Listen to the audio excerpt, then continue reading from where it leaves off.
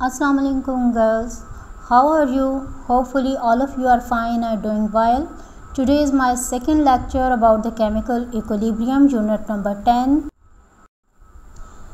Now, what are the conditions for the equilibrium? There are the three conditions on which the equilibrium depends. Equilibrium will remain intact if three conditions are fulfilled.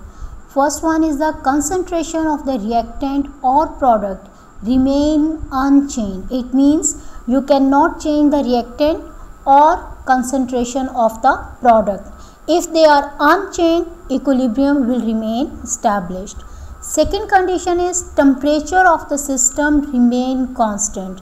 You know girls that Kc expression, equilibrium constant, it depends on the temperature. So if temperature remain constant, equilibrium will be remain the same. But if you will change the temperature, then equilibrium values will also be changed. Third one is the pressure or volume of the system remain constant. So if you change the pressure or volume of the reactant or the product, again the equilibrium will change. It will not remain the same. What are the ways to recognize the equilibrium? There are many different ways in which we can recognize the equilibrium has been reached or not. But the most easiest or the simplest method in which we can recognize the equilibrium, that is the physical method or the chemical method. In the physical method, it includes the spectroscopic method, and chemical method include the titration method, and you will do it in experiment. Spectroscopic method, you will learn about this in the higher classes. Now, how will you determine the units of the equilibrium constant or the Kc expression? Here you can see that I have given the two reactions. First one is the reaction of hydrogen and iodine, and product is the iodic acid. Hydrogen and iodine, these are two reactants. H2 and I2, these are two reactants, and 2HI iodic acid formed, it is our product. And this 2 with the iodic acid indicating the number of the moles. First of all, you will write down the Kc expression for this. In Kc expression, you always write down the product in the numerator and reactants in the denominator. I think now you can easily write down the Kc expression for this. And when you will write down the Kc expression, you know that the concentration we always mention in moles per decimeter cube. So when you first you have write down the concentration concentrations or Kc expressions, now put the values of their concentration. For that, iodic acid raised to the power 2. So when you will write down it in the form of the concentration, you will write down the mole per decimeter cube raised to the power 2 or square of this value, divided by the concentration of the hydrogen, mole per decimeter cube, and concentration of the iodine, it will also write down in the mole per decimeter cube in the denominator.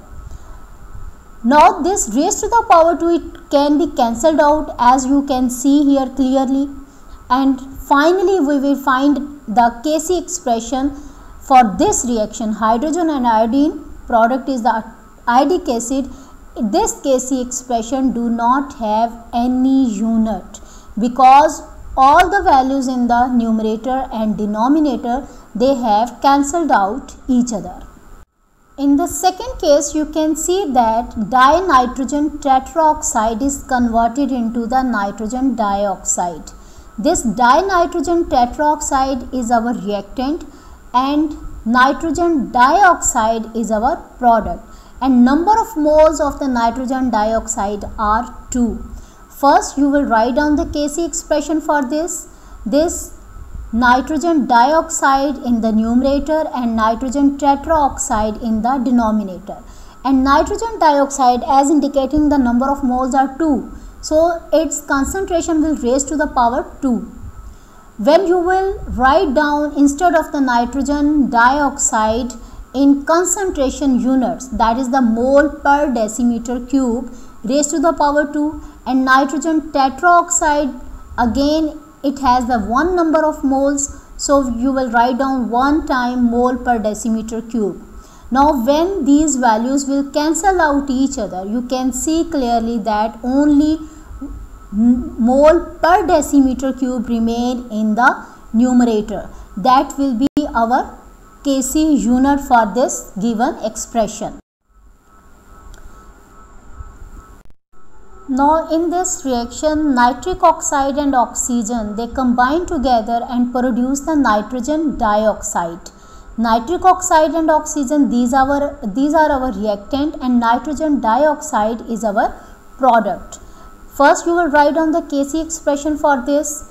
Nitrogen dioxide in the numerator, nitric oxide and oxygen in the denominator, because these are the reactants, and number of moles are written in the form of the powers. Now you will write down the concentration units for each, and these concentration units in the last, you can see they cancel out the effect of each other, and as a result we got 1 over mole per decimeter cube. This 1 over mole per decimeter cube, the concentration unit you can see here in the denominator. So when we will write down the Kc unit for this Kc, we will reverse this value. When we will reverse the value, this mole per decimeter cube, after reversion it will become the decimeter cube per mole, and it will be the Kc unit for this reaction. What is the importance of equilibrium constant? In the chemistry, this equilibrium constant is very important because it is very helpful in determining the equilibrium concentration of equilibrium mixture, knowing the initial concentration of the reactants. It means if we know the initial concentration of the reactant, we can calculate what will be the concentration of the reactant and product at the equilibrium state. When equilibrium has been established, what will be the amount of the reactant and what will be the amount of the product. In the same way, we can find out or we can predict the direction of the chemical reaction.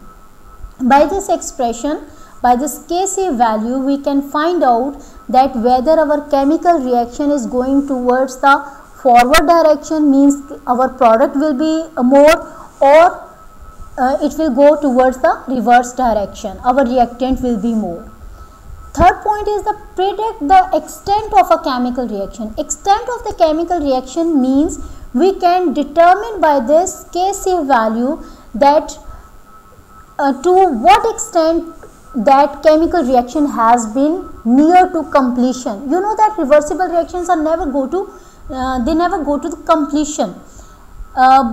By knowing the Kc value or equilibrium constant value, we can find out or predict the extent of our chemical reaction, that at equilibrium state we can have more amount of the reactant or we can have more amount of the product. And last point is predict the effect of change in conditions of the chemical reaction on the equilibrium state. Equilibrium only established when temperature, pressure, volume and concentrations remain the same, remain the constant. If you change anything in one of them, equilibrium state will change. So by changing the conditions, we can predict the effect of these changes on the equilibrium state. What is Le-Chatelier's principle? Le-Chatelier's was a scientist first find out the effect of different changes over this equilibrium expression, and according to him, if you impose a change in concentration, temperature or pressure on a chemical system at equilibrium, the system responds in a way that opposes the change. It means if you change any condition, you change the concentration or you change the temperature or you change the pressure, what will happen to that chemical system? the system will respond in a way to minimize the effect of this change. For example, here two examples are given to you. First one is the formation of ammonia from nitrogen and hydrogen. You can see the reaction nitrogen plus hydrogen, these combine together to produce the ammonia. And second reaction is the reaction of sulfur dioxide and oxygen to produce the sulfur trioxide. Both these reactions are reversible reactions. It means as the product is formed, ammonia is formed, it again decomposes into its reactants or into its constituent, that is a nitrogen and hydrogen. In the same way, when sulfur trioxide is formed, it again decomposes into the sulfur dioxide and oxygen. Both these reactions are very important. Ammonia is used a very important fertilizer and in the formation of the nitric acid. In the same way, sulfur trioxide is used in the formation of the sulfuric acid. So, on industrial level, these two reactions are very important. In the formation of the ammonia, now what happens? We want to get the maximum amount of the ammonia from this reaction, but the reaction is reversible. Our product formed and again it changed into its reactants, so it becomes difficult to get more amount of the ammonia or required amount of the ammonia. So what we do, we just add the iron.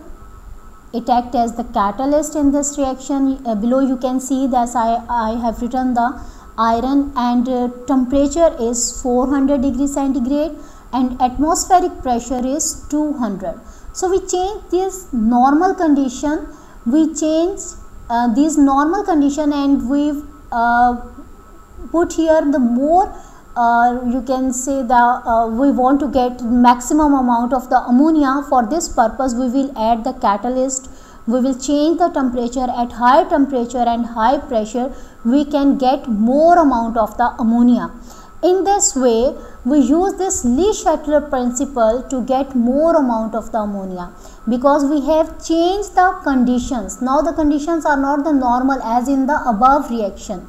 We have added the catalyst. It will reduce the time of conversion of reactants into the product, and in the same way increases the temperature and the pressure. It will help in the formation of ammonia, and it will decrease the formation of the nitrogen and hydrogen from this ammonia. And in case of the second reaction, that sulfur dioxide and oxygen gives us the sulfur trioxide. In the formation of the sulfuric acid, it is a very important reaction. Again, it is a reversible reaction. As soon as this sulfur trioxide is formed, it will again decompose into the sulfur dioxide and oxygen. So what we should do to get the maximum amount of this sulfur trioxide, we will add the catalyst, that is the vanadium pentoxide, and increase the temperature, that is almost 450 degrees centigrade and 200 atmospheric pressure, high pressure. So when we will apply these conditions, we can get the maximum amount of the sulfur trioxide for the formation of the sulfuric acid. So this Le-Chatelier principle is very important to find out the different industrial products, or to get maximum amount of the industrial products from these reversible reactions. As in the previous slide, I have told you that we add the catalyst. So what is the catalyst? A catalyst is a substance which increases the rate of the chemical reaction. So when we add the catalyst in a chemical reaction, what happens? Speed of the reaction increases, and catalyst reduce the time taken to reach the equilibrium. So when the reaction speed of the reaction increases, equilibrium will establish easily and early, but they have no effect on the position of equilibrium. Catalysts do not have any effect on the position of equilibrium. Once this is reached, means once the equilibrium has been established, this catalyst will have no effect over that equilibrium. only catalyst increases the rate of the chemical reaction and equilibrium established in an easy way.